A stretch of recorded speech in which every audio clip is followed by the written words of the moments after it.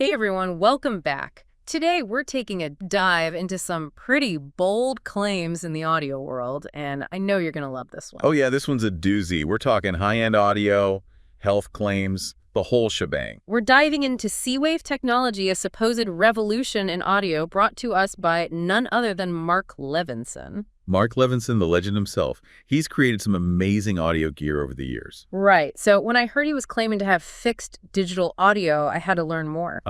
Yeah, fixed digital audio. That's an interesting way to put it. He's saying the C-Wave technology makes music sound more natural, more real, more like the original performance. But the details, well, those are a little fuzzy. A little more than fuzzy, I'd say. The way they talk about it is very vague.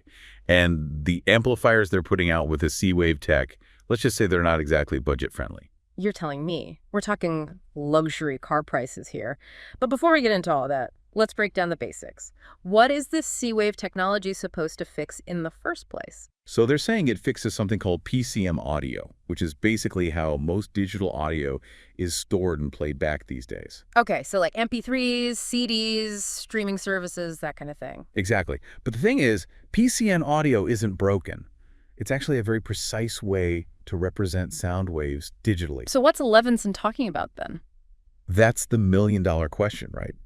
From what I can gather, they're saying PCM audio creates these gaps in the sound that it doesn't capture the full picture. Gaps? But how is that even possible? Precisely, and that's the thing. They're treating digital audio like it's this inferior format that needs some kind of magical solution. Okay, so if digital audio isn't actually broken, what is C-Wave actually doing? Well, based on the patent, it seems to be a specific type of digital filter combined with some equalization. So kind of like those audio effects you can add in a recording studio. In a way, yes. Digital filters are used all the time in audio processing, and there are countless ways to design them. Each one will have its own unique effect on the sound. So it's not exactly reinventing the wheel here. That doesn't seem to be.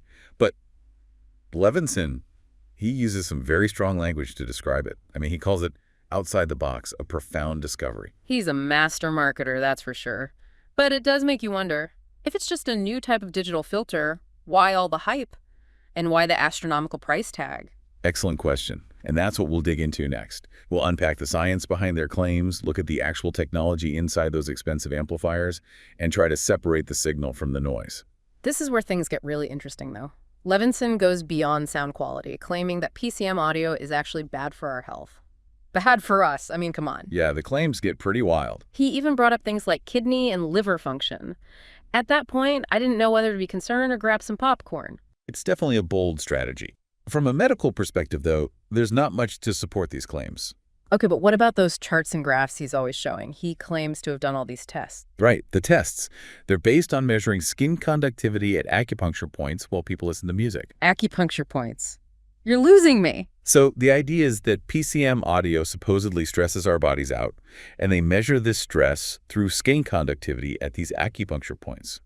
C-Wave, of course, comes to the rescue, reducing the stress and restoring balance. Hold on, are we talking about actual science here, or are we venturing into, like, energy healing territory? It's definitely bordering on pseudoscience. While acupuncture and those types of practices can have a placebo effect, meaning people feel better because they believe it's working, there's no real scientific evidence to suggest that they actually fix or heal anything. So no magic frequencies that'll instantly boost my immune system? Not quite. And connecting skin conductivity to things like organ function, that's a giant leap. Yeah, that's quite a stretch. It's like saying, I ate a banana and then aced my exam, so bananas must make you smarter. Correlation doesn't equal causation. Even if there was a link shown in these tests, it doesn't mean that one thing is directly causing the other. There could be a million other factors at play. So if the science is iffy, what's really driving these health claims? Well, from what I've gathered, it sounds like Levinson wasn't happy with the digital copies he'd made of his old analog tapes. He felt like something was off, but couldn't quite put his finger on it with standard audio measurements. So instead of maybe considering that it could be the limitations of the technology or even just a subjective preference, he went down this whole other rabbit hole. And then attached some health claims to it, for good measure. It's a good reminder that we should always be cautious of extraordinary claims, especially when they start to blur the lines between science and marketing.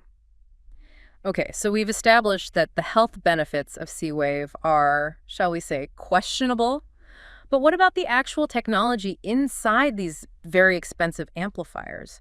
Is there something truly groundbreaking going on there? Let's talk about those amplifiers then, the Daniel Hertz Maria series.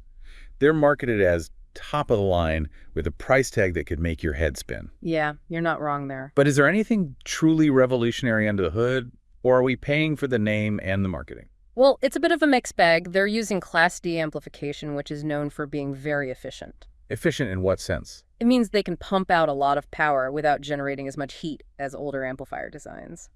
Good for saving on your energy bill, I suppose. Okay, so efficient. Got it. What else? They're using Hypex modules, which are, again, decent quality, but not exactly groundbreaking. You can find those in much more affordable amplifiers on the market. Interesting. So nothing particularly revolutionary there. What about that Renesas DSP chip Levinson keeps mentioning? Yeah, the DSP, or digital signal processor, that's where they're doing all the C-wave processing. But here's the thing. Those Renesas chips they're using are from the early 2000s. Not exactly cutting edge, especially for the price they're charging. It's like putting an old engine in a brand new sports car and slapping a hefty price tag on it. In a way, yes. It raises questions about whether the price is truly justified by the technology inside, or if it's more about branding and marketing. So where does that leave us with C-Wave? Is it revolutionary audio technology, or is it all smoke and mirrors? Well, I'd say it's a bit of both. The technology itself, the digital filtering and equalization, it's not inherently bad. Some people might genuinely prefer the way it sounds, but the claims about health benefits, those lack any real scientific evidence. And the astronomical prices, those seem driven more by marketing than by any groundbreaking technological innovation. It's a good reminder that we should always be critical thinkers, especially when it comes to big claims and even bigger price tags. Do your research and remember that expensive doesn't always equal better. And sometimes the best way to improve your listening experience is to explore new music, not necessarily new gear. Well said. It's been a fascinating dive into the world of C-Wave technology, the claims, the science, and the marketing. Thanks for joining us, everyone, and until next time, happy listening.